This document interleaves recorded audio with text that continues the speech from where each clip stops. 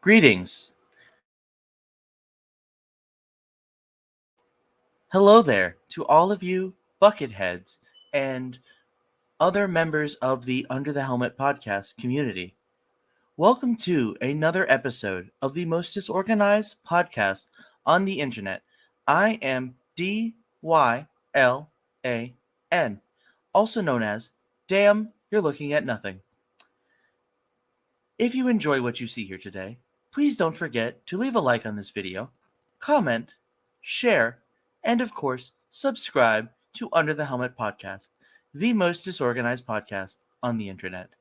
Now, if you don't mind, we're going to go into the intro where we will talk about what Marvel movies we are going to establish. Cue the intro.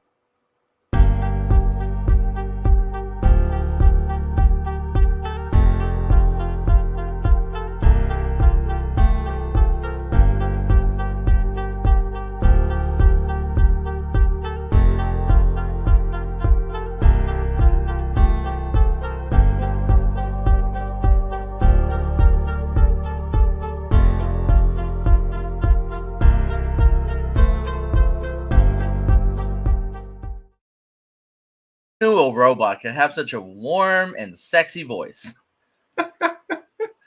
True. Anyways, welcome everybody to Under the Helmet Podcast. The robot forgot to mention that you should follow us on Instagram because we are indeed posting. We've been posting quite a bit. We have. It's been nice. And also to join that Discord. Links, of course, are always in the down there area. But something's different about this episode. Something is a little different. There's a third party. There is indeed a third party. There is. We want to welcome Callahan to the show. Long time friend of the show, friend in the chat. Now is making a proper live action appearance. I also wanted to say that looking back at everything we've done this year, Callahan, you were actually our first guest of 2023. Woo! It took until May. It's only fair. Uh, Alrighty. But So we are super psyched to have you, dude. I'm really excited to see what you bring to the table as far as the certain point of view type stuff. For those of us who don't remember the first episode of From a Certain Point of View, this is a show in which we, each of us come together. Well, we come together after we've thought up the ideas, but we think up an idea of a story that we'd like to see told within a specific universe. The first episode, however many weeks back, we did Star Wars, and now we're doing the MCU. absolutely. And we put a comment out on Instagram, and we asked people in our community to hey, leave a comment, let us know what MCU movies you'd like to see. So as part of our Hawkbreaker, we're going to be reading some of these out because there are truly some really good gems in here and ones that I didn't even think of. So I really liked seeing what everybody came together with. Mm-hmm. Absolutely. So I want to start with probably one of the most interesting comments we got, which is from friend of the stream, Sidekick Red, who wants a Dr. Phil movie. So Sidekick Red and I actually talked earlier today, and he had some additional requests he wanted voiced in regards to his Dr. Phil movie. Okay, do tell. He wanted a cameo from the Cash Me Outside girl. Okay. Within the movie itself. And then after the riveting plot ties itself up, there's an end credits scene that introduces Steve Harvey and sets up his spin-off movie. Damn, that's really good. I would love that. This sounds like a bigger success than Endgame.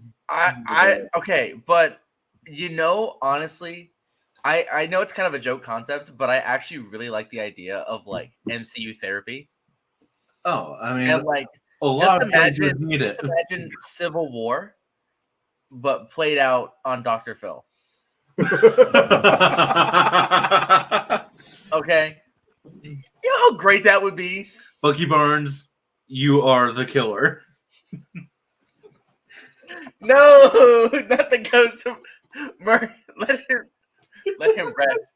Let him rest. Let Jerry rest, man. Okay. I think we did get a Bucky comment though. Yes, we did. From good old Cosplay Annie, another friend of the stream. Annie, good to see you. Mhm. Hope you're doing well. They want a Bucky Barnes / Winter Soldier movie, but set in like 2016 because now the MCU's gotten really weird.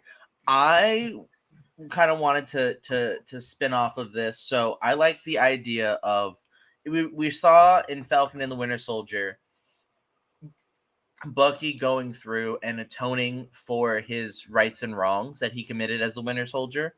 Mm-hmm. And I think that'd be pretty interesting to go and kind of delve deeper into that and being like, okay, we know a little bit about what he's doing, but like, I would love to see him like hunting down former Hydra handlers and stuff like that. And Very cool. since he's out there, we've got Zemo, and he's a wealth of information. So Falcon and Winter Soldier was great. I don't think they could let him out of prison, but I know Bucky's going to be in the Thunderbolts. So is Zemo. How great would it be to have Bucky and Zemo using the Thunderbolts to hunt down former members of Hydra? That'd be kind of sick. Ooh. That'd be cool. And who knows? We get another amazing dance scene. Absolutely. This is true. I love the Zemo dance cut. And then next comment is from my wonderful girlfriend Erin, who she wants a Baby Groot movie. We have been watching. We watched Guardians of the Galaxy. We binged it for Guardians 3, and she absolutely loved Baby Groot. So has she seen the I Am Groot shorts? She has not. I was like, we will watch those. Baby Groot. We will watch those. They're on the list. We have to get through High School Musical 3 first.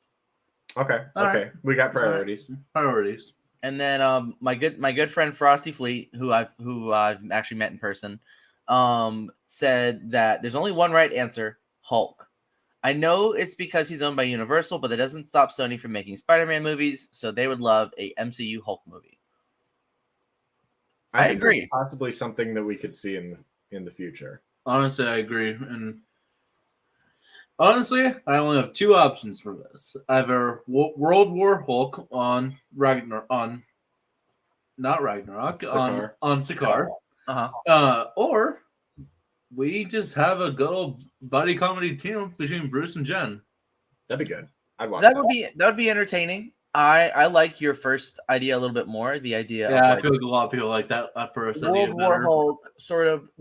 I know we got a lot of that inspiration in Ragnarok, but it would be nice to see, especially with now that is revealed that Hulk has a son. Mm-hmm. I would love to see that aspect played upon and showing, like, him dealing with the consequences. Who's the woman who smashed Hulk? Yeah, I would love to see Banner now. Wait until I took a drink to ask this. Smart Hulk, whatever you want to call him, dealing with the consequences of what happened on Sakaar, because he was there for 3-4 years. He was there a good while. Yeah.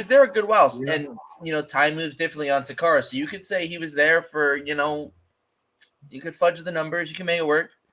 Time moves differently on Sakaar. They can make that work, and they could fudge it and make something really cool. So I really like that one. Yes.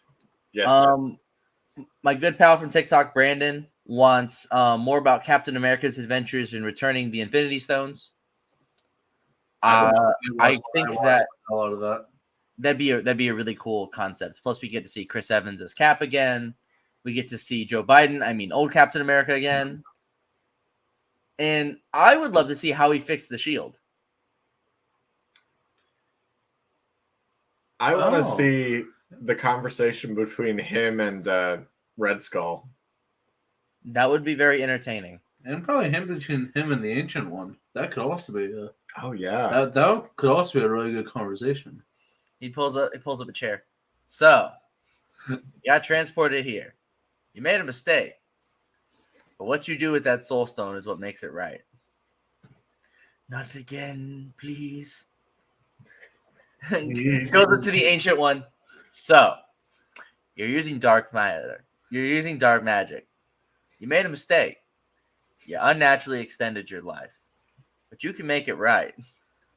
He goes to like that shield base from the 70s. He sees Peggy Carter and he's like, so, I'm not dead. Hi. And all of these, he's like the meme, pulling a chair up and like sitting in it sideways, like so. Or what other songs do you have to return? So oh, you got to go to Asgard, 2012, 13. Oh yeah. 2013. And he has to Thor's stab. like sobbing in a corner. So your mom got killed by a dark elf. Here's your hammer.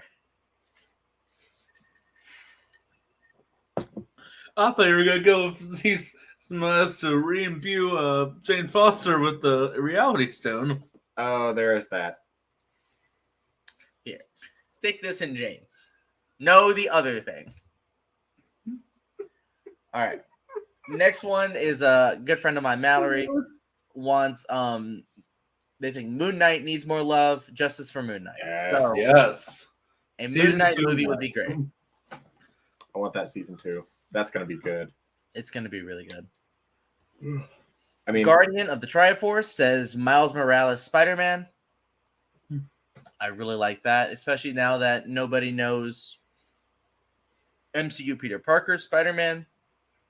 I think there's a lot that we can go through with that. I think Into the Spider-Verse 2 is gonna really touch on that point. So I think we might get to see live action Miles Morales, which I'm kind of hyped for. With a still living Uncle Aaron. that'd be lit. Indeed. For now. No. Don't you do this. Vincent D'Onofrio would like to know your location. Well, Prowler, you made fun of Vanessa. oh god. Oh, shit. I cannot allow. All right. Also, a couple more. So, Astrum Volcris? Yeah, Astrum Volcris says that the MCU needs a good Dark Phoenix arc. So, get some X-Men in there. Dark Phoenix, I like that. We'll see you in 10 years. Yep. Yep. And then finally, Without Fear says Daredevil with the villain being Akari. I have no idea who that is. Don't know who Akari is either, but sounds like a good movie to me. Sounds like a very interesting premise. So I'm very excited. So huge shout out and thank you to everybody that commented. That was amazing. Thank you so much for the engagement and support. That was incredible. Yeah, But- we really appreciate everybody who comes together, in the comments section, in our Discord, because ultimately our show is nothing without you guys. Absolutely. The community is what really makes these episodes, and I'm very happy. Let's see if we can get that same energy for DC. We'll see. I know the Flash is coming soon. We'll talk about that. We got to Anybody talk about who it. Akari is. Yeah, so just reading briefly about Akari. So Akari, which is Japanese for Fury, was a costume martial artist hired by Bullseye to help Lady Bullseye kill Daredevil. Okay.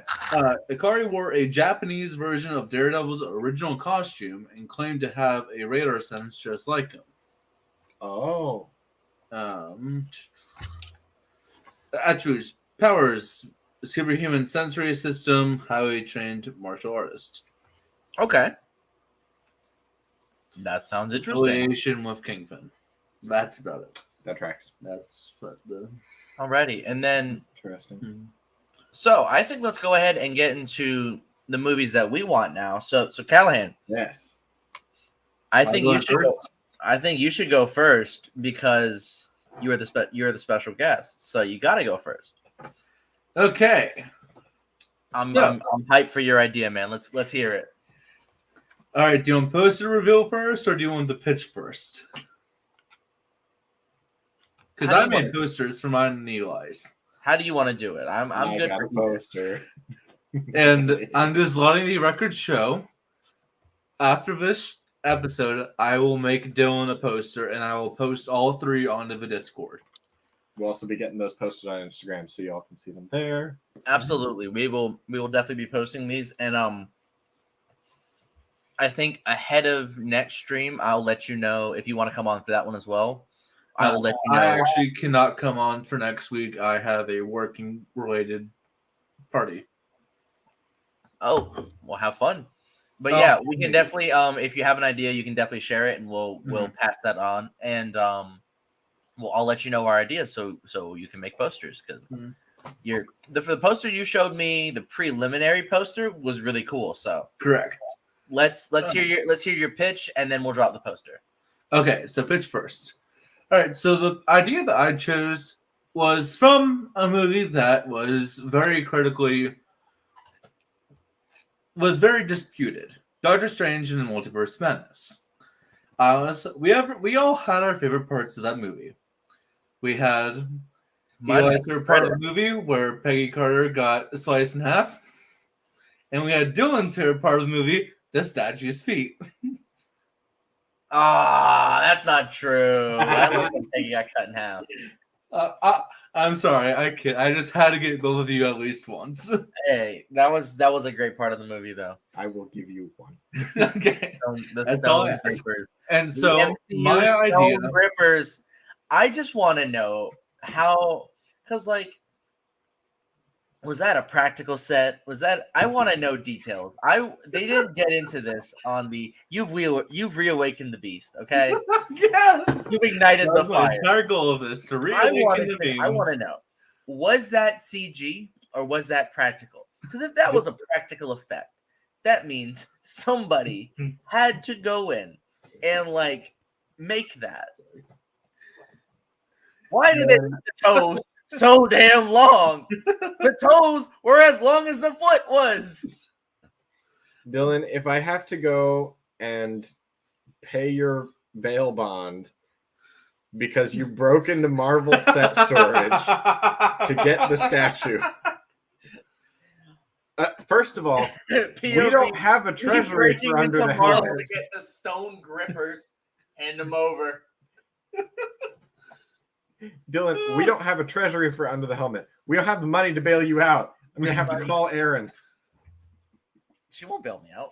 She won't bail me out for that. All right, so my idea takes place kind of as the aftermath. And so my film idea for this episode is called Illuminati Fallout. Mm-hmm. So, as I said, it takes place almost immediately right after that whole sequence ends. And we have Earth 838's Bruce arrive. Whether it's our Bruce, a different Bruce, like their version, the 838 version of Bruce arrives. Walks in, they're all dead. With a pizza. The room is on fire. Yes. And when you say Bruce, you mean like Bruce Banner? Yeah. So he just walks in. I just imagine it's like that scene from Community where he walks in and there's just everybody dead. Yeah, kind of like that. And then looks at the security footage and sees that Wanda is the one who did it. But as we know, it wasn't 838 Wanda. It was Earth 1999 or whatever the heck the MCU whatever number official name Mon is. said to correct Kevin Feige. Wanda, was it dreamwalking? Is that the term? I believe so, yes. Yeah, dreamwalking.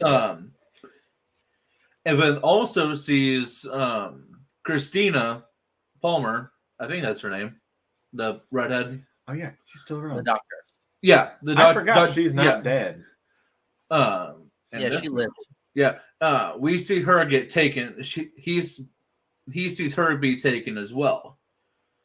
And so he sends just remaining Ultron forces, obviously ones that were not destroyed by Wanda, to go and arrest her.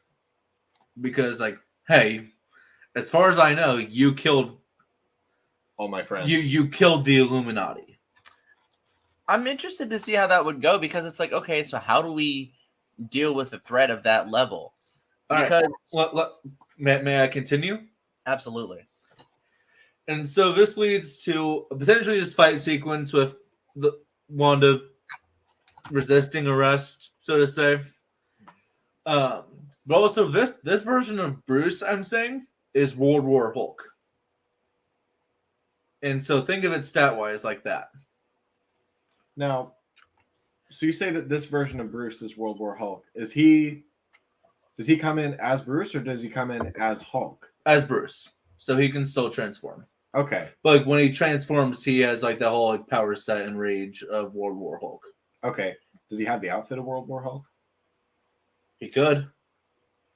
Kind of lit.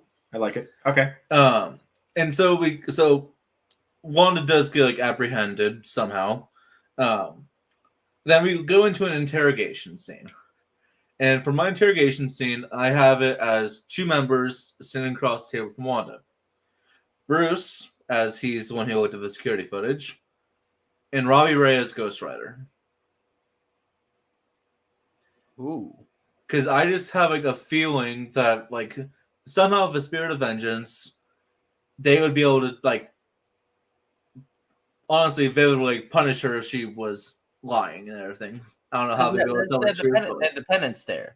Yeah, So like the penance there, all if that, she all that did kind of it and she feels guilty about it, then, which I think you could feel guilt for with that level of massacre. I think, and that would be interesting too, because she would probably succumb to the penance there because of the fact that she would feel guilty about it. Even though she didn't do it, she'd feel guilty about it.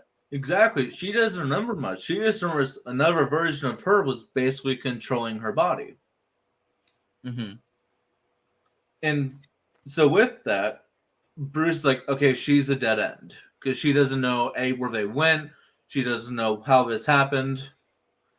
Because from what we can see of 838 Wanda, hasn't gone down the same path as the MCU Wanda. Mm-hmm. And so Bruce goes, okay, next lead, find out where the heck Christina Palmer went. And so I think to do this, he's going to need a team. And so my lineup for this film is Bruce / World War Hulk, Robbie Ray as Ghost Rider, Steve Rogers in a Hulkbuster-esque sized Hydra Stomper, Johnny Storm, and Beast. Reasoning why I picked specifically those last three are I wanted some of the members of this team to have had relations to the members of the Illuminati who had died. Mm-hmm. Would you like me to bring up the appearances? Yeah, sure. You can pull up the poster now. All right. And so somehow use it because Earth 838 seemed very technologically cool. advanced, and so I'm imagining that they have some form of multiverse tracking, at least of like people of their employ, and so I feel like they can find Dr. Palmer pretty easily, even though I know that they really were sent to like a weird. I think it was an incursion world. I can't remember exactly. Well, wasn't she sent home?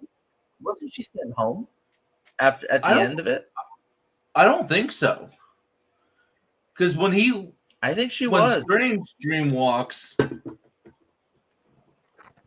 we actually never see him actually return.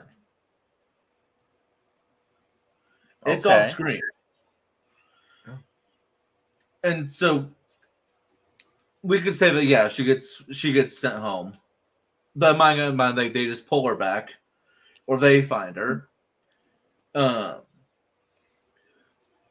And even like Christina like won't tell them really like what Earth they're from, like because like if this Strange was from the same world as Wanda, we can now go there and kill her. Mm-hmm. Because my whole like idea for them, their whole message is revenge. Mm-hmm. Because Wanda basically killed their version of the Avengers. At least that's how I imagine it. She kind of soloed their version of the Avengers. Very much so. It is giving Bruce's motivation behind Batman versus Superman. A little. Mm-hmm. A little.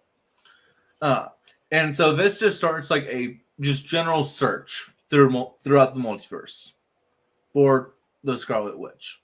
Yeah, I know slight follow-up and like, well, it should be pretty easily defined the Scarlet Witch in the multiverse. I didn't think come up with everything. Yeah. Having that months pass, and then like when they're like still just searching, a TVA portal opens in the Illuminati headquarters, but it's not exactly the TVA. Now, they didn't come up with a good name, and so I'm just calling them the MVA, the Multiversal Variance Authority. And so basically force them to stop because this basically the Scarlet Witch is a fixed point in the multiverse.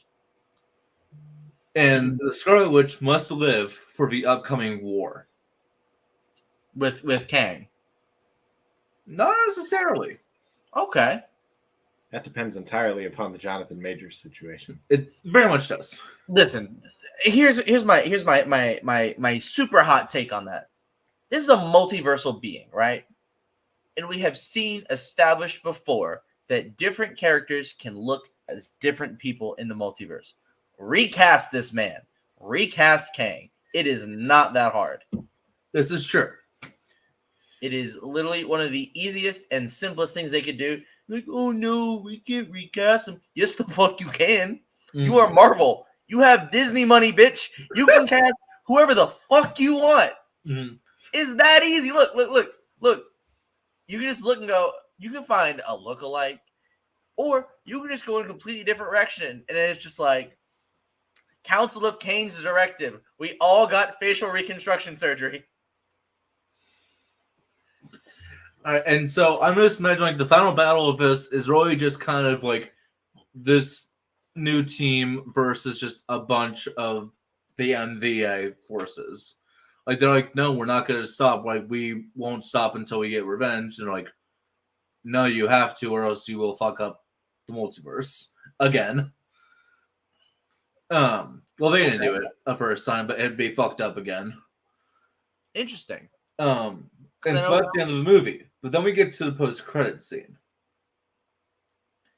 And it's revealed that the multiverse version of this TVA is being ran by none other than God Emperor Doom. Ooh. Using Council of Kang technology, alluding to the fact that he killed them all. Ooh. And it's a full-on setup for Battleworld, which, if you don't know comics, is like a very well-known comics line with God Emperor Doom as the bad guy. As like the whole arcing villain. Is that the one where he rips out Thanos' spine from the front of his body? Maybe, I don't know. But essentially, the idea of that line is basically he takes various parts of the multiverse from different time periods and different worlds and basically crashes them all into one place. Like, so if people know the Lego Marvel Superheroes 2, it's kind of the same idea as Chronopolis. Different time periods and different places all smashed together in one. Okay, that's very interesting. Yes. You've kind of got a very large scale movie. I know you haven't. I played the first one. The first one slaps. So it sounds like you have a very like large scale, like big story to be told. Yes, my idea going into this was I want this to be a setup story. I don't want this to be a full, we have a problem and it's solved in this movie. I want this to be a setup. I like it. Who wants to go next? Me or Eli? Who are we thinking? I can go next. So my story is pretty small scale, kind of like I don't want to say a one-off, but I think it's interesting because yours, from what I've heard of yours, it's a small scale, like one-off. Yeah. Callahan, you've got a very large scale setup. I have a small scale one-off setup story. Kind of continuation. Yeah, kind of. I don't know. I feel like mine is the in-between between both of you guys. So let's be yours then. We'll downsize. So we have a multiversal scale. Let's bring it down to yours. All right. So Um, starting things off, I'm wearing the wrong costume. Mhm. But I didn't want to bust Spider-Man out because I need to watch Spider-Man from the last photo shoot that I did. But ultimately, my story is a Spider-Man story, and I went back and forth on what I wanted to do for the title of it. I had a couple ideas. I was actually shooting ideas back and forth with you, as most of the time. For those of you that don't know, Dylan and I never tell each other our ideas before the show with coming up with these stories. We like it because it keeps things independent, and that way both of us get a fresh take. And I don't know, I kind of like that. But I was shooting ideas back and forth with Callahan, and I was in the car actually talking to you when I came up with the idea for the name for this one. And then in all of a night, you whipped together this just super cool poster. And so the title for mine is it'd be a Disney Plus series. Okay. It's live action. And it would be called Spider-Man Swinging Solo. Ooh. And the idea behind it is this picks up about a month after the events of No Way Home. And we really get to see Peter come into his own as far as being Spider-Man on his own, just having to do everything without the fancy Stark tech, without, Mr. Stark, without S.H.I.E.L.D., without any of that. We really get into that like friendly neighborhood side of Spider-Man. And so then, as far as the actual story itself, it's a very episodic style, but there's an overarching plot that you'll get like little breadcrumbs of along the way. So each episode leaves little clues, which you'll see. I don't know if you can see it super well, but there's the board up on the top right. And I don't know if you can see it super well here. Those are actually various villains. Top left, you have Michael Keaton's Vulture. And then, let's see. Oh, geez. Admittedly, it's hard to see. Is that the Morb? No, Morb is not on here because... No Morbster? No Morbius, the living vampire? Absolutely not. Bro, you can't. It's got to be Morbin time. I'm not having Jared Leto in my project. Okay, so time, brother. It's got going clockwise around the board. Starting at the top left is Michael Keaton's Vulture. Then moving around, we have Rhino. Specifically, I wanted something for Rhino's appearance to be more akin to the PS4 Rhino. I really like that appearance, and I like that suit. And then continuing around, you get Scorpion, specifically Matt Gargan, with the same actor that we had in Homecoming. He would now be getting a suit in this series in one of the episodes. You get Electro, not Jamie Foxx Electro. He's a new Electro. And one of the things that I thought was really fun is having these villains that Peter's already faced once, and they're completely different now. Mm-hmm. And it presents an interesting challenge because you have to take these villains that have already been told once and do it again, but make it different and fresh. Mm-hmm. Continuing there, we have Lizard up next. And then finally, I didn't include Morbius, but I did include Stiltman. Okay, so here's what I think is interesting about this premise. So I like the idea of the different villains and being like having villains that he's already fought before, especially like Electro and Lizard, because like we know that Lizard is Dr. Kurt Connors, and I think it would be a really fun because I believe that they're going into the college trilogy as their next set of movies. I actually set that up. So it would be nice to have like Peter in class one day, and it's like, he's like, oh, I'm so ready for class. Liz, not Liz. What's her name? Gwen Stacy. I'm so happy to be in class. Golly gee whiz. And he's sitting there, and it's like, and you have a one-armed man watching. Hello, everybody. I'm Dr. Kirk Connors. We're gonna get started with class now. Let's talk about genealogy and lizards. And he's like, oh shit. Because MCU Spider-Man can cuss. But I think that would be really good because that'd be a really good like oh no moment where he's like, so he's gonna be automatically suspicious, and I think it would be really great if Peter's suspicion of Dr. Connors is what would lead him to becoming the lizard.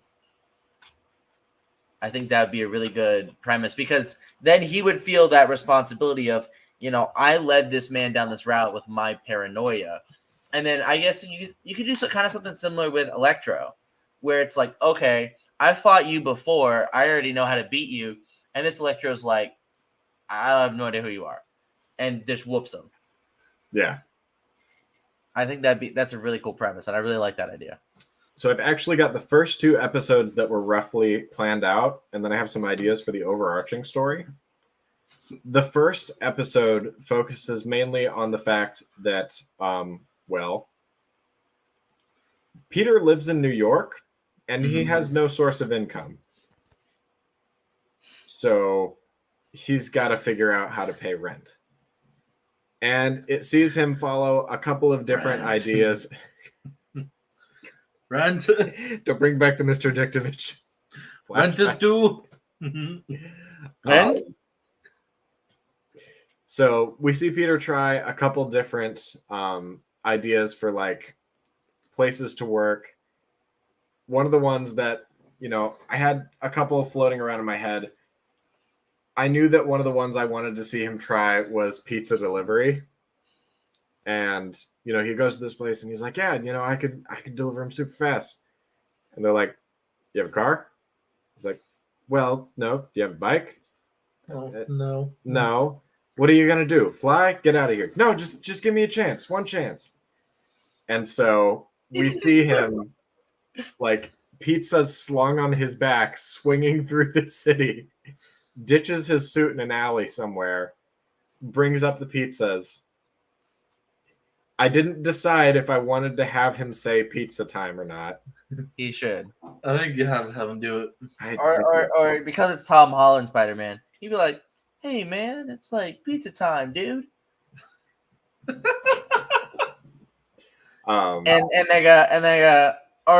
it'd be really funny if they were, because what year did the Sam Raimi movie come out? 2001. 2001. It'd be really funny if he was delivering it to some like Paris Hilton type, and like he's like, hey miss, it's like pizza time, man. And she goes, as F. That's like so 2001. I think that'd be funny. Could work. That'd be a funny line. Marvel, hire me, please. Long story short, opens the pizza box. The pizza flops off of the top of the box back on the bottom, and it is just mangled to shit from being slung around. And they're just like, yeah, I'm not paying for this. He's like, what? Gets fired. And so the next day, we see him like bring up a list, and he's checked off pretty much every potential thing. And he goes to the last place on his list. And he dreads most. It's the Daily Bugle. Spider-Man. And Alex Jones. I mean, what's his name? Jameson? Yeah. Jameson, you slime. And he ends up working for J. Jonah Jameson. But initially, Jameson's like, wait, no, that doesn't happen yet. As Peter's like, checking off his list, villain pops up in Times Square. I imagine it's Electro for the first episode. And he like grabs his suit and he's like, oh, I fought this. Wait a second. And so he goes to get an angle and he's like snapping shots of the villain to try and get like a better look at him. to see if it's Electro again. And there's this moment of like, oh shit, what is happening? Like, you know, how is he Man, back? that was an expensive camera. Yeah. And so he like gets a shot of Electro, and he's like, that's not the same guy. Okay. And then his like multiversal worries kind of get pushed to the back of his mind, and he's like, okay, I need to save people. And so he ends up taking down Electro, and he goes to the Bugle, and he's like showing some photography work that he's done. It's mostly just selfies.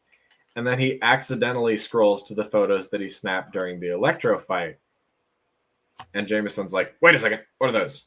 And he's like, oh no, that's just some stuff that I had for a project. And he's like, you want a job? Yeah, show me the photo.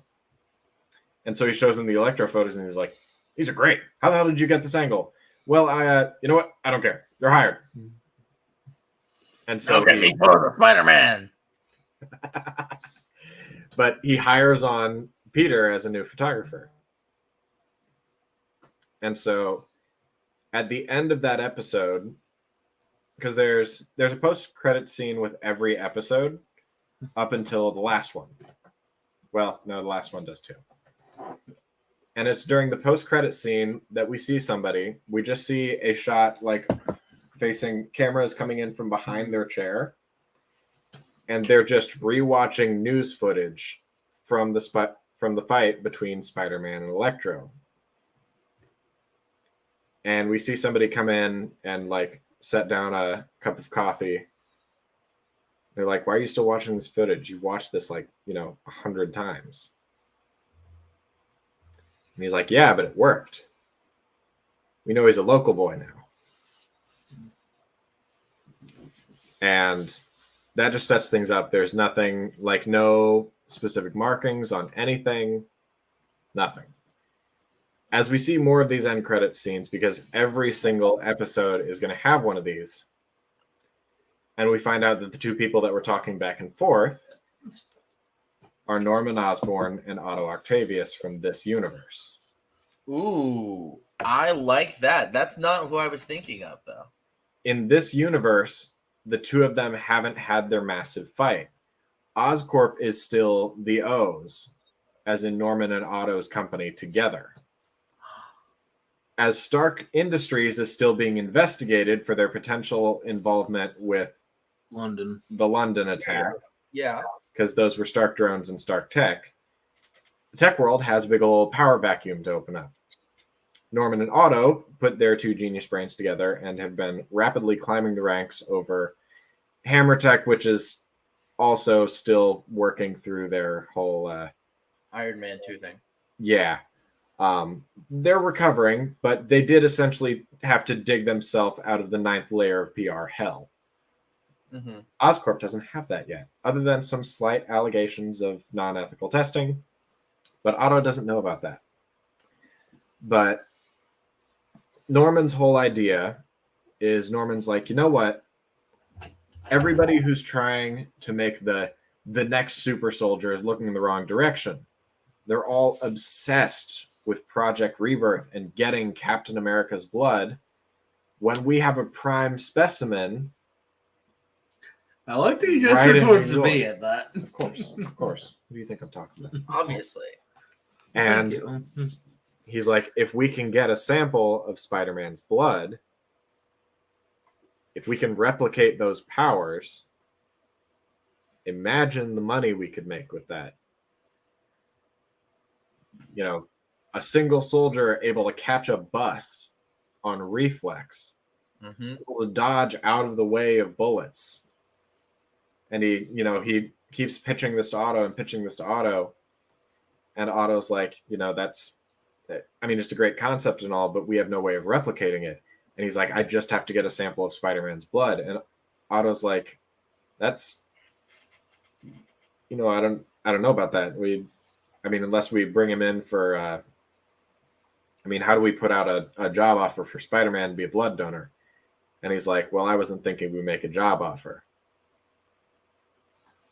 And so the deeper that Norman gets into this, we see his obsession develop more and more and more until eventually Norman ends up getting the news that his wife, because at this time, Norman's wife is still alive. They still have Harry. Norman's wife is alive. Say it's like a 6-parter or 8-part series. Season or episode 7, Norman gets the news that his wife has died and he just snaps. He just goes completely ballistic. He and Otto have a huge fight, and Otto's like getting out of the, he leaves Oscorp, just leaves the office and leaves Norman to his own thing. Episode 8 would involve Norman trying to draw in Spider-Man so that he can get that sample of his blood. And Peter like trying to essentially fight off Norman. Otto comes back in and is like, Norman, what the heck are you doing? He's like, I'm making the sacrifices that you were too weak to do. And Otto's like, I can't let you do this. I'm shutting things down. Norman ends up smacking Otto out of the way. Otto ends up falling into one of the generators. Causes, lab chain reaction. I don't know. I haven't done the workout of how everything happens. I know Otto gets hurt by getting thrown into some sort of scientific equipment. The entire building is getting brought down. Peter's main focus is on escaping, but he's able to get Norman out. But he leaves Norman outside Oscorp. You have fire, police go in looking for everything, and they're not able to find anybody's body in the wreckage. The post-credit scene for that, that episode is Norman talking to the press, and he's like, it deeply pains me that during the accident last night at Oscorp, I lost my best friend, Otto Octavius. And then we just see a fist just slam into the TV screen. And that is it. Okay. It sets up Oscorp. It sets up Otto Octavius. It starts setting up Spider-Man's Rogues Gallery a little bit more, which was one of the things that I wanted. I wanted an episodic Spider-Man series. I wanted to set up a little bit more of New York and what's happening there. And that was my big idea with it. So, I really like it. I like that. I like that premise. I like that concept. I think that'd be a really fun series. It needs a little bit of it work. needs to be tuned out a little bit. Yeah, but it's got both of you guys' stories have great potential. Okay. Thank you. And now, I did forget to mention, Peter ends up enrolling in Empire State University. His lab partner is Harry Osborn. And we start seeing a friendship between those two. His professor was Dr. Kurt Connors, so you called that one perfectly. And he meets a girl named Gwen Stacy. Maybe. I'm not sure. I didn't know if I actually wanted to set up a love interest at all during this series. I like it, but it's Gwen Stacy, but she has back problems. Oh. I was debating if I wanted Gwen or if I wanted to set up Felicia Hardy somewhere in there. That, and maybe it'd be fun to have him try to take down a cat burglar. And maybe in the second to ooh, do you know what would be really good? Is if when he's at Oscorp, Spider-Man goes there not because of Otto's doing, but because or Otto lures Spider-Man there by figuring out that he was chasing down Black Cat and getting Black Cat to go to Oscorp. So Spider-Man would go to Oscorp to stop Black Cat, and therefore he could get them both. Okay. And he can do it like, and here at Oscorp, we've got the top of the line security, not best in the biz, something like that. Mm-hmm. And Black Cat's like, bitch, please, I'll break that shit. Watch me. And Spider-Man's like, that's definitely going to be her next target. And that's kind of how they meet. Okay. I like it. I like that idea. Just helping the idea along. I appreciate it. I think that'd be very entertaining. But time for my movie, the long anticipated. So, and this was not what I had expected. When Callahan had mentioned his, he kind of stole my thunder a little bit.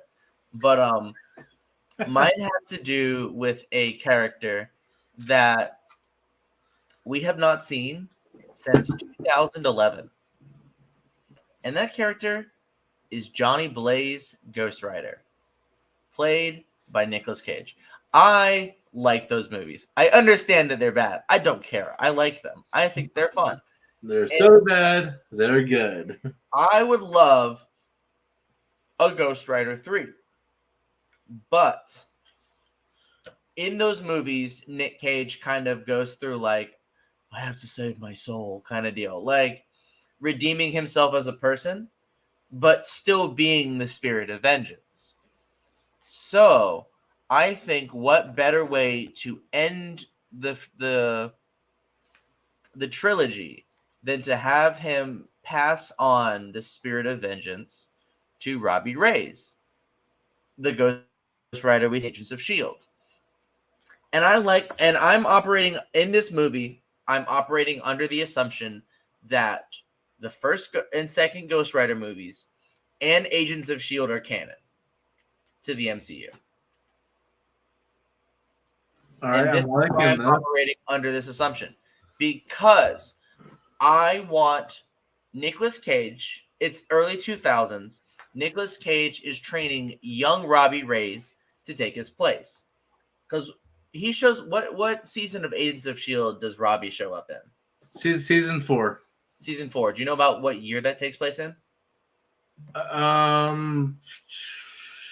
Let's see. Season 4 would be probably around 2016. So Robbie's in his like mid 20s. Is like the lowest you could say for him. Yes, absolutely. So this would be like a teenager Robbie Reyes, and so the second movie takes place in 2011. Maybe this could be like post Avengers, where like teenage Robbie, like right in 2012. So right after Robbie Reyes, he sees the Avengers assemble. He's like, he's a teenager. He's like, 15, 16 max. And he's like, oh my gosh, the Avengers are so cool. And like this and that, you kind of got to like maybe like 17, 18, kind of got to retcon the age to where he's like a teenager, but also like somewhat of an adult. Ends up making I don't remember his full story, but I like the idea of like, he makes a deal to like save his mom. For like, say his like mom has cancer, and he makes a deal to be able to become the next spirit of vengeance in order for like the devil to save his mom. But he already has a spirit of vengeance, Johnny Blaze, but the devil doesn't really like Johnny Blaze because Johnny Blaze kind of fucked him up. So he gives Robbie the task. Okay, I'll heal your mom. You become my spirit of vengeance and take out Johnny Blaze. Oh. So that's the part I did not tell you of because I wanted to have that suspension. But basically, now the first half of the movie is Robbie and like hunting down Johnny. And he finds him. They get into a fight. He's got the car and then Nicolas Cage is like the reluctant mentor figure now. He's like, I've been doing this a lot longer than you, kid. So, like, basically Nick Cage kicks his ass. And he comes to and he's like, so you're a spirit of vengeance now. And Robbie's like, yeah, I got to save my mom. And he goes, I made a deal like that once too. Never turned out right. So he kind of like here's the whole story, and Johnny Blaze is like, listen, kid, the devil's gonna go back on his deal. He always does. I'm gonna teach you how to be a spirit of vengeance, and we're gonna save your mom, and we're gonna save my soul, and we're gonna steal the Declaration of Independence.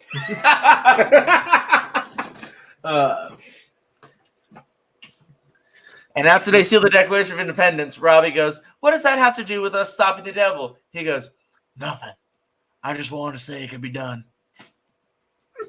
Kind of winks at the camera in Nicolas Cage style. But so so like it's part of the movie is like Nick Cage training Robbie how to be Ghost Rider, like training the next generation, because Nick Cage does not want to be Ghost Rider. That's incredibly apparent. He does not want that. So we train that it's that passing of the mantle. Like you have your new generation hero versus your old generation training the new generation. And we got a little bit of that in Ant-Man, but I don't necessarily think it's the best example because Hank Pym was not Ant-Man at that time. He had given up being Ant-Man. Right. Where this is Johnny Blaze actively training his replacement. And I really like that idea. I really like that story. So he trained gives me a little bit vibes of the scenes that we see of Peter and Miles in Into the Spider-Verse. Yeah, sort of that sort of dynamic of like, we've got the older, more experienced with the younger, full of heart. And you could have scenes of like Nick Cage describing like the Ghost Rider lore, which I think would be great. He would absolutely nail that. Like, so you're possessed by the spirit of vengeance. My mentor was an old cowboy. He rode on a horse. And I ride this hog right here. What's your ride, kid? And he's like, I got a car. It's not just a car. It's a Dodge Charger. We gotta work on that, kid. It's supposed to be an open air vehicle. What if my Charger was a convertible? No, it's not the same. It's not. You're gonna pick up your prom date and turn into the spirit of vengeance. It's not how this works. It's not how any of this works. And he's like, why not? And he's like, never thought of it that way. Interesting. But they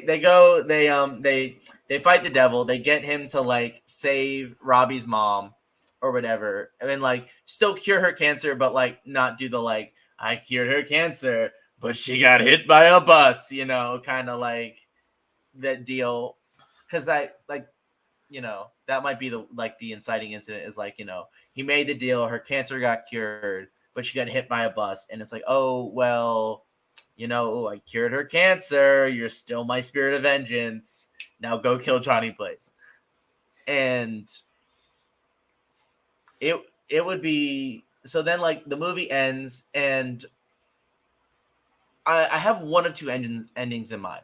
One of which is Nick Cage's Johnny Blaze dies to like he like sacrifices himself to save Robbie. And then Robbie gets like the power boost and kills him, Or, he like lives and he's like, I'll leave the spirit of vengeance thing to you, kid. I got one more ride left in me. And he like goes off into the distance. So that's that scene. But I think it would be fun to show Nick Cage just doing like random spirit of vengeance things. And because it's around that time, it's around that like, post Avengers era, right? Robbie becomes the spirit of vengeance and he grows up a little bit and he's the guy that we see in Agents of S.H.I.E.L.D. as the Ghost Rider, as like the main spirit of vengeance. But Johnny Blaze is still out there doing Ghost Rider things. Because, and this is my idea for the mid-credit. The mid-credit scene is going to be, Robbie, it's like a few years later, Robbie goes, he gets like, because how does he join Agents of S.H.I.E.L.D.? I don't quite know the. All right, I was gonna let you finish before I jump Because on this you on the Agents of mid-credit is Shield. like him, like right before Agents of Shield. So like, how does he show up? So in Agents of Shield, he shows up as kind of just another person hunting these people. I'll go into it because Eli hasn't seen it, and I want Is to it the I word? No, Kevin No, Feige's it's- secret fear. it's not Kevin Feige's worst fear. It's actually a group hunting Kevin Feige's worst fear. And so, and like the first scene of season 4, episode 1, you never actually see him. You just see the car be hit by an RPG, become on fire, and then you don't see him. It's always like off screen because the camera is on Quake. But murders them all. Right. So I think that like that would be like maybe him sitting in his car, like listening to like either a police scanner or like he's kind of like hearing like the voices in his head, because like the spirit of vengeance like goes to where the shit is, and he's like, okay, well, there's some bad guys I got to take down, and he like starts up his car and he's like, let's ride, and like Ghost Rider's out and it just blazes away. But also, I was going to say, his origin does not involve making a deal to save his mom. It's actually a deal to save his own life. Okay. He has a younger brother, who gets into some shady stuff. One night, the two of them are driving home, I think, and in the car. Gang van pulls up, shoots them, like multiple guns, just shoots up the car. I gotcha. Younger brother gets paralyzed, is in a wheelchair for the rest of from future on.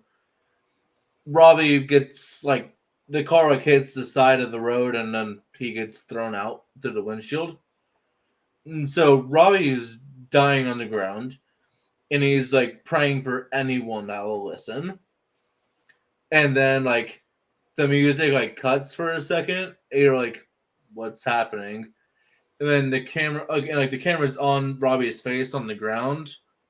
It switches. Johnny Blaze there, fire on. Oh, is that what happens in Agents of Shield? Yes. Okay, never And mind. like grabs him and like that's like the passing of a spirit. Okay, so yeah, Agents of Shield isn't canon anymore. Sorry, guys.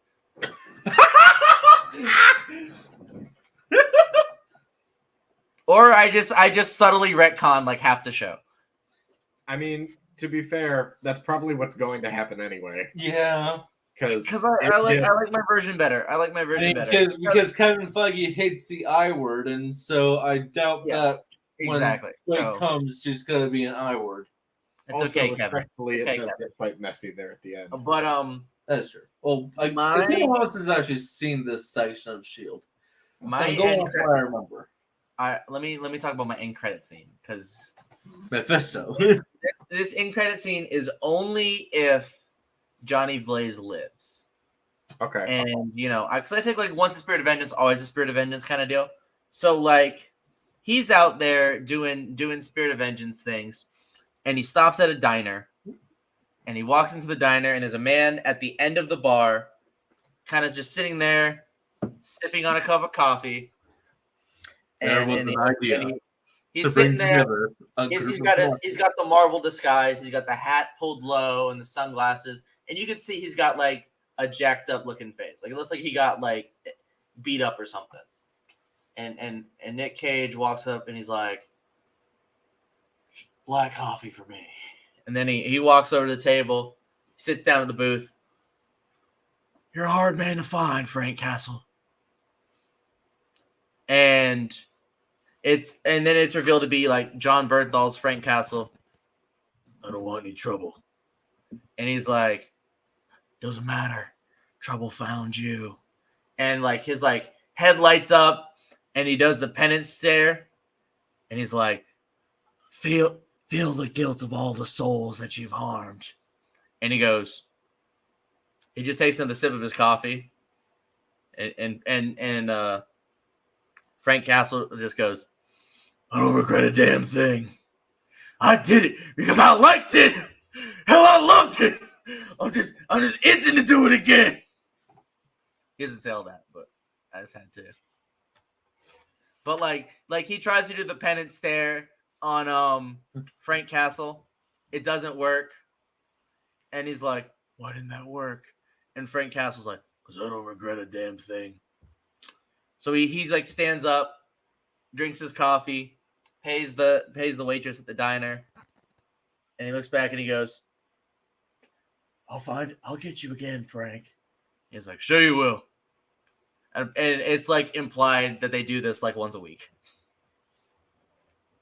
And it's like, right as he goes to sleep, he's like, time is it'll work. He goes, Nick Cage goes to sleep, he's like, I'll get you next time, Frank.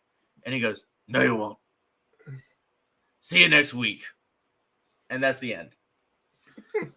Because listen, those are two very serious characters, but I think that would be such a funny scene of them to do. Oh yeah, I like it. as do I. Just the idea that Ghost Rider and Punisher meet up for coffee once a week. So that Ghost Rider can try and do the Penance stare. thank Ben you. is there. I don't know anything about Ghost Rider. As he sips his coffee. Because, and here's why I want Frank Castle. Because Cosmic Ghost Rider exists. Oh, And it's kind of like a nod to that. I don't think he'd ever become Ghost Rider. At least I really hope he doesn't become Cosmic Ghost Rider, because I think that's a silly concept. Although I would say if Cosmic Ghost Rider did join the Guardians of the Galaxy, that'd kind of go hard. are you or are you not including Baby Thanos? No, fuck Baby Thanos. He kills him. He. Yeah.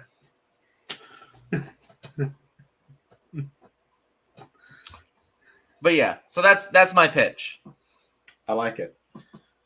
Very small scale, very like, sort of self-contained movie, kind of lends itself to it's self-contained. You could expand on it if you wanted to. You don't have to, but it's a fun concept that like it gets Nicolas Cage back in the role, even though he doesn't necessarily want to. I don't think he'd ever want to return to the role of Ghost Rider, but if he did, I think it's a good one. I like those movies, Nick Cage. Nick Cage, I like those movies. So if you want to make one just for me, it would make me very happy. Private screening with just Dylan. Private screening, invite me to the premiere, the full 9 yards. We need to bring back early 2000 superhero movies. Do we? Do we though? Some of them. We need to bring back the camp. Yes, I'm even saying we need to bring back Ben Affleck's Daredevil. Okay, Okay, that movie is not bad. it is pretty bad. It's not that bad. I haven't seen it. Although I would also love to see there was kind of a sequel. There's like a little like short to it, but more from Thomas Jane Punisher. I really like the early 2000s Punisher movie with the Russian, Oh yeah. where he gets his ass kicked to classical music. That was such a brutal movie. It was so fun. If you want to talk about a campy superhero film that we need a Howard the Duck remake. That we do. Make it happen, Marvel. Once you gone duck, you never go back. Oh, God. You don't give a cluck once you go duck. Well, Jesus. I I think think it's time for news and rumors, everybody. I think that's a perfect note to end it on. News and rumors time. All right. Do we need weed and start the fire? Not quite. All right. We have a couple. Not Uh-huh. a massive amount. There's some sad news to share. There is some sad news. Do we want to start off with sad news? We'll do the sad news first. Okay. Ray Stevenson. Yes. Our rest in peace to Ray Stevenson and Tina Turner, who both passed away in the past week. For those who aren't aware, Ray Stevenson was in the MCU. He's gonna be in the new Ahsoka series. He has been the voice of Gar Saxon. He will be missed. He was a great actor. He was in a lot of other projects as well. Mhm. I didn't realize how much stuff he was in. He was in Punisher Warzone. He was the Punisher in Punisher Warzone. Mhm. So he's been in a lot. He's in a lot of great fandoms. He's a very, very talented actor. Seems like a very kind and genuine man. So rest in peace to him, and of course the Queen, Tina Turner. They were both simply the best. Damn, that's terrible. Thank you. I'm here all night. All right, Eli, hit it. The first time I ever saw Ray Stevenson was when he reprised his role of the Punisher in the Superhero Squad. Yes. He was the Punisher in Superhero Squad, and he talked about how crime in the city was like broccoli on pizza or something like that. Yes, I saw that clip earlier today, and it made me laugh a lot. Iconic. Crime in the city is like He's- broccoli on pizza. He's just like me for real. It's a crime. Must be exterminated from the world. It was intense, that is for sure. All right, let's see what I got. I got Deadpool 3 news. Yep, let's hear it.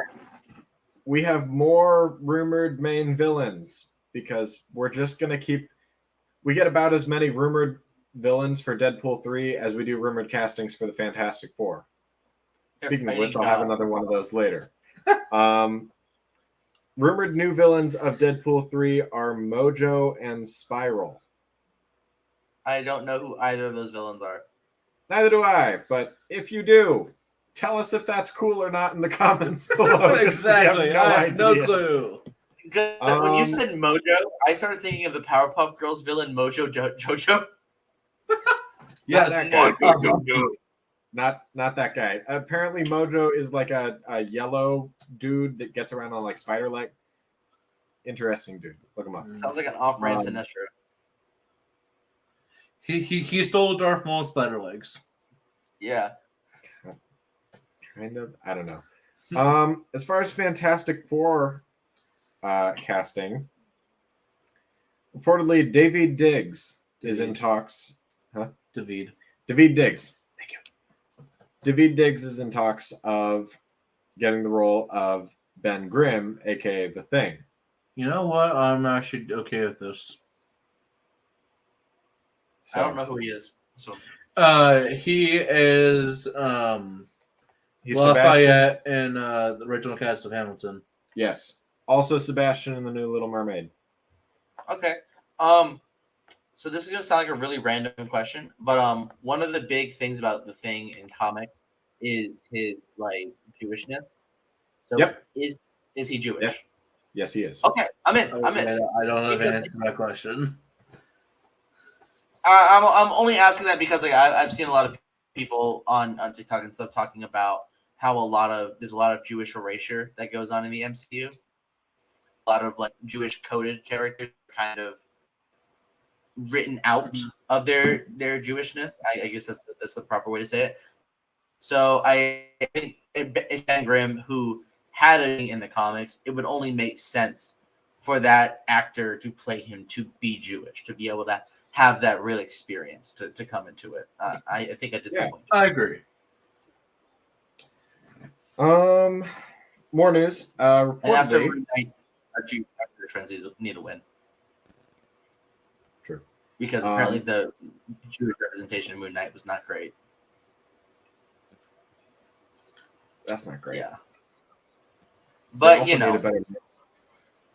they also need a better Mandarin need a what? translator, but that's old news. Uh-huh.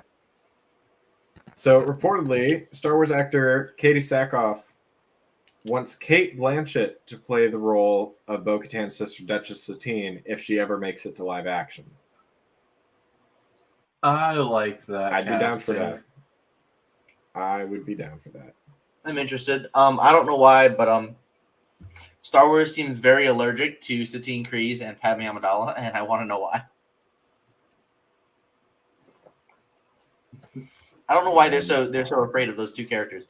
They're incredibly prominent, character. Number one, they're great characters. Number two, they're incredibly prominent political figures of the prequel era that nobody fucking talks about. Like, I mean, I'm happy we finally got a Dooku reference in The Mandalorian, but we spent a whole season with Bo-Katan, with the Darksaber. She was given the Darksaber, and at no point was she like, this was the weapon that killed my sister.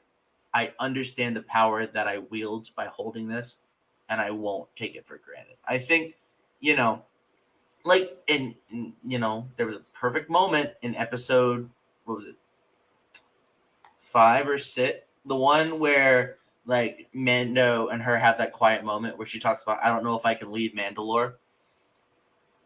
At a perfect moment, I'm just saying, for her to be like, this was the weapon that killed my sister. There's I'm holding it, and there's so much conflict. I've already failed before. I've already seen what failure to wield the Darksaber properly can lead to, not once but twice, because she saw it with Vizsla and she saw it again with herself, and they missed that opportunity. So Star Wars, fucking say her name. I want Satine content, and I want new Padme content. Give it to us, please. Not in a book. Let's see here. This is coming from Dylan. Doesn't know how to read. Audiobooks are my friend. Oh, yeah. Reportedly, filming for Venom 3 officially started as of May 11th. There's a Venom 3? There's a Venom 3. Oh, God. Venom versus Morbius. Into the Venomverse. Just kill him so we don't have to keep going. Okay, you know who I think would be the only feasible villain for that movie? Because you've already gotten and this is based off top 3 symbiotes whose name I actually know. We already have Venom. We've already had Carnage. The only one left is Null. The, king of the symbiotes. Isn't that like a God? I was gonna say that's like an Avenger level threat. Is It's it like He's going to assemble the Morb League. Okay. This is where we have Venom, Dr. Michael Morbius, the Vulture, and because he's somehow in that universe and did not get out. He doesn't know how. Got something to do with Spider-Man, though. I don't know how they let that get.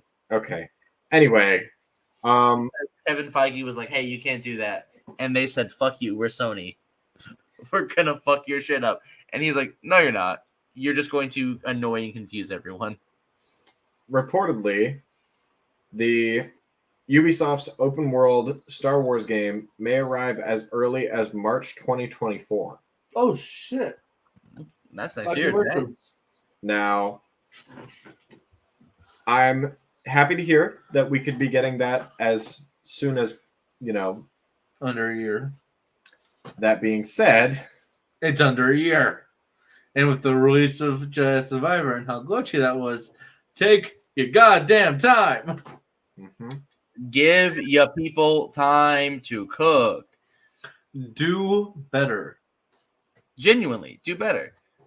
Because, and here's the thing. To say it. You don't have to rush. I got to say it. You don't have to rush your game development. Truly. Some of the You don't have to do that. You can take your time. Let your people cook. Come out with a good game. Just take your time. You don't have to rush it. I think way too often you give these deadlines and you force your people to work too hard and too fast, and it just does not work because you don't give your people enough time to cook. And we all know if you undercook stuff, it comes out bad. So Comes out don't bad. undercook it. Take your time, make a good quality product. And like it's getting to the point where like even indie developers are like releasing games that are not ready to be released yet. So it's an issue that is, you know, I don't want to say area wide, but like, you know, like it's an issue with gaming in general right now, and it needs to be fixed. Mm-hmm. So gamers demand better. Speaking of people that need to do better, Warner Like- Brothers Discovery CEO David Zaslav got booed off stage during his speech at a graduation with students yelling at him to pay your writers. Fuck yeah. Fuck yeah, pay your writers, bitch. So, yeah, pay your writers. Yep. Settle this straight so we don't have the consequences that it's having on Deadpool 3. Oh, yeah, Ryan Reynolds can't improvise right now on Deadpool 3 because of the writer's strike. Good. You know, solidarity with the writers. Don't cross the pickup line. Mm-hmm. And finally, Mike Flanagan has been given the green light to develop a Clayface movie that will be set in the Reeves-verse. Okay. That's like news that I got all of like an hour ago. So That's impressive. I got some Lego news. Okay. There's been some new Lego sets revealed in the Marvel and DC runs. So, there's also been some leaks of some new Lego Star Wars sets, namely the Yavin 4 Temple, which this one is a leak. It looks pretty confirmed, but that's just a leak. Now, these are official Lego reveals. We have Spider-Man Final Battle, which is going to be atop the head of the Statue of Liberty. And This just set look looks at that. so good. Look at that. Look at that big selection. And here's the thing. You're going to hear me talk about Lego, and I'm not going to say that it's overpriced. I actually think $109 for this set is fair. I agree. I I think think that that is is very reasonable. That is very reasonable and fair because you are getting 3 different Spider-Men, Doctor Strange, the CEO of Sex, Ned. You're getting Electro, Green Goblin, Doc Ock, and MJ. Not to mention, this is a highly requested set. I think that is a 900 pieces. I think that's a good deal, a good set overall. I like that. Now time for a set that I'm not necessarily the biggest fan of. The Endgame Final Battle. 794 pieces. It's kind of recreating the A-Force scene. But the reason I don't like it is because these are all figs that you can get in other sets. You have Okoye, Valkyrie, and Marvel, Scarlet Witch, the tiny version, and Thanos. Overall, I'm not as impressed. This does not look like $100 set. They're trying to say this is a $100 set right here. I don't see it. I think that's a little bit too much. I'd say that's like an $80 or $90 set, especially because there's no exclusive figs to this set. There's no like draw. That's annoying. You can get other, arguably better sets. You can get other and arguably much better sets with these figs in it. The only thing that I see that might be worthwhile in this set is the Pegasus for Valkyrie. I do like the Pegasus. Mm-hmm. Because that's actually pretty good on that real quick. It's a cool piece, but I just don't see much value outside of that, and especially with like the figure selection, like there's more to be done there. But the next one, Venomized Groot. Speaking of that, did not know something that people wanted or needed, but it's kind of cool. I'm not a big fan of the big build ones. I will say though, I have to talk to my girlfriend about doing a like Lego night where we get BD1 and Baby Groot, and I build BD1 and she builds Baby Groot. I think that'd be a really fun date night. Lego Knights are Next one is Now switching over to DC, we have the Batwing versus the Joker. Based off 1989. Oh, it is. That looks cool. This entire wave of sides is Based off 1989, yeah, 357 pieces for 357 pieces for $30. I think, or $37.99. I think that's a good deal for the set. Also, based off 1989, you get the Batmobile versus the Joker for $50. Again, say this is a $40 set, but well, no, because the 1989 Joker is the main villain. no, listen. You guys don't understand. DC is only Batman and the Joker. I mean, what other DC characters are there? Oh yeah, that's true. I forgot. Riddle me that, Batman. What is think of a DC Superman? Character? I'll wait. Never heard of him. Never Am I heard supposed of to him. care? I don't know. And you know, and again, I don't want to sound like I'm complaining too much because these are all really good sets, except for the A-Force one. But that's not because it's the A-Force scene. It's because like there's no draw to that set. Like, where's Gamora? Where's Nebula? If you want to do A-Force, do fucking A-Force and do it right. Where's like, Rescue? If they put, all right, exactly. Where's Rescue? Here's the thing. If they put Gamora, Nebula, and Rescue in that set, I would say that justifies the $100 price tag. But there's not enough figs for that price. Especially when, like, you have a grand slam of the fucking Spider-Man set. People have been asking for forever. So, anyways, that's that. I'm very excited for all these sets. They're supposed to drop, I think, August 1st. Yep. Oh, wow. Some of those will definitely be pickups, especially the Batmobile. The Batmobile is on my list. Speaking of August 1st, the official core rulebook for the Marvel Tabletop RPG drops as of August 1st. I have the playtest rulebook right now, but the actual rulebook itself is coming out as of August 1st. And I have nearly I have another piece of news / rumor / thing I want to vent about. So for anybody in the audience who is a Swiftie, a fan of Taylor Swift, she just dropped a re-release of the album Midnight's Until Dawn edition. And she basically just re-recorded one song with Lana Del Rey and like made it longer and released a new version of the song Karma, and it's featuring Ice Spice. I like rap music. I'm not a fan of drill rap, which Ice Spice kind of specializes in. I don't like it. It was a terrible re-recording. The lyrics were corny as hell. I understand that this is about getting the bag, but I just did not think it was very good. So I ranted about it on my Instagram story. I stayed up till I also made a TikTok about it that got like no views, but that's fine. It kind of had, but it was corny. It was bad. The flow was bad.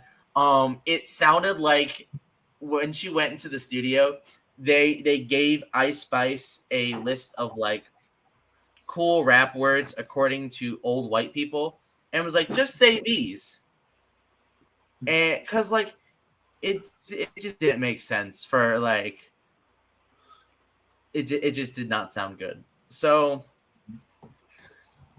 just listen to the original version of Karma. Just listen to original Midnight's.